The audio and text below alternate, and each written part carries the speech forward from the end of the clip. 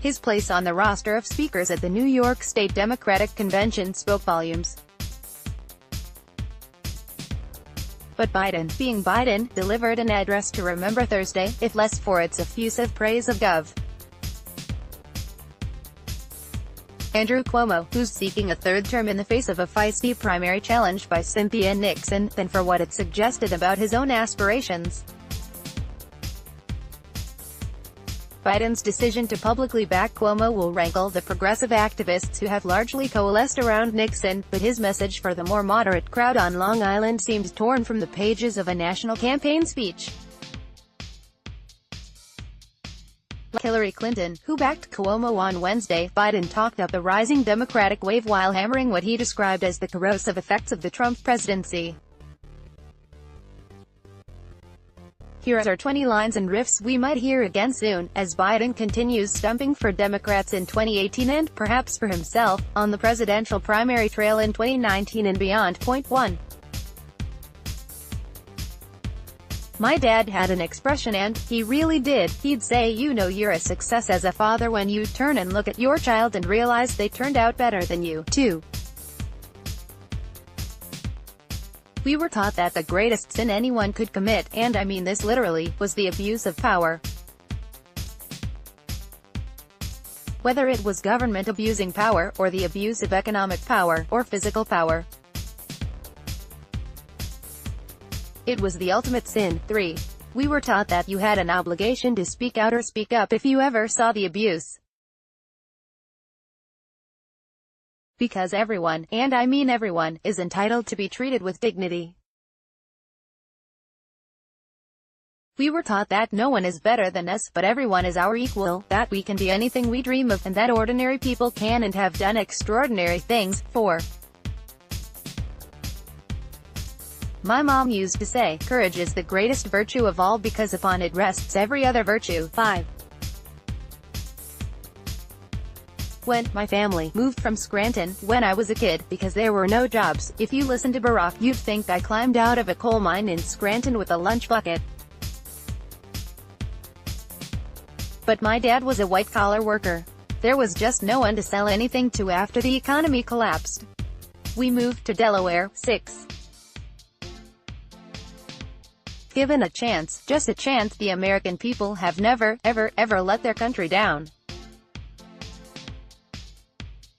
Andrew learned these lessons at his father's table in Queens, and I learned at my grandpop's table in Scranton and my dad's in Claymont, Delaware. 7. When it gets right down to it, it's all about decency and respect, which is so lacking in our politics today. 8. We are being told by many that we have to make a false choice.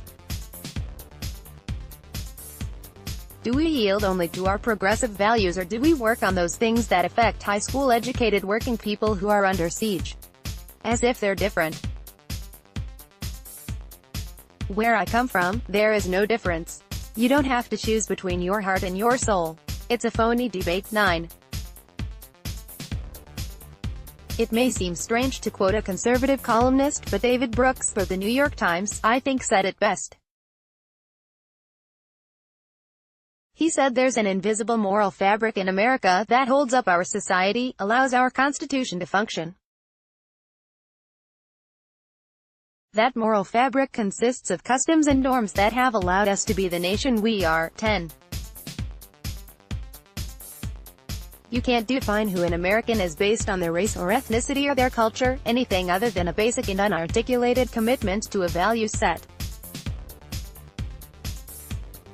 Corny as we hold these truths self-evident, that all men are created equal. That's not how they'd say it, but they know. 11. Republicans don't have much faith in ordinary people. They demonstrate by the way they act. They don't care a whole lot about it. They don't understand why we're who we are. 12. Middle class is a value set. It's being able to own your own home and not have to rent it if you have a chance.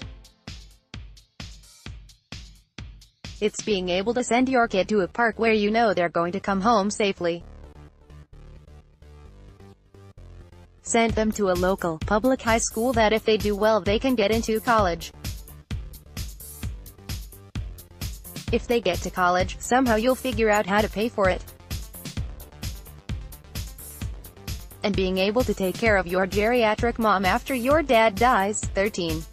I spent more time with Xi Jinping, the leader of China, than any world leader. I've had 25 hours of private dinners with him. Just he and I and an interpreter, simultaneous interpreter. On one trip around China, he looked at me and said, "Can you define America for me, Mr. Vice President?" And I said, "Yes, I can. In one word, and I mean this sincerely.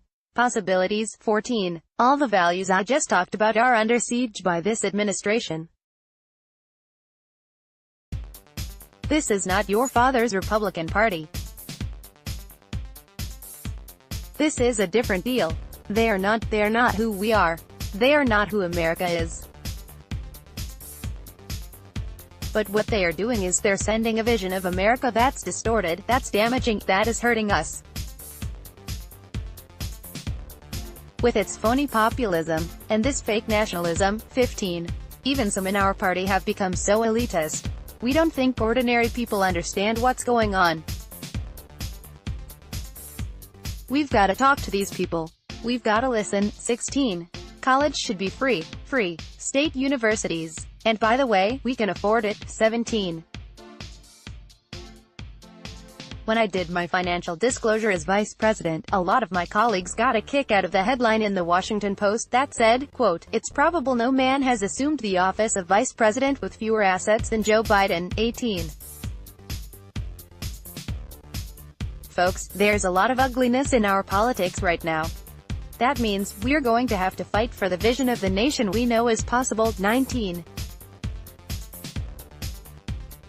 I was always referred to as the idealistic young optimist. I am an optimist, because I've seen the history of the journey of the American people. And I give you my word as a Biden, I am more optimistic today about America's chances in the 21st century than I have been in any time in my entire life. 20.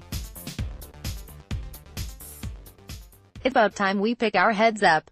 His voice grows louder. Remember who the hell we are as Americans. We can do anything. It's time to get these guys out of our way. It's time to lead. It's time to say no more. We are moving on. We are changing the politics of this country. We are taking back control.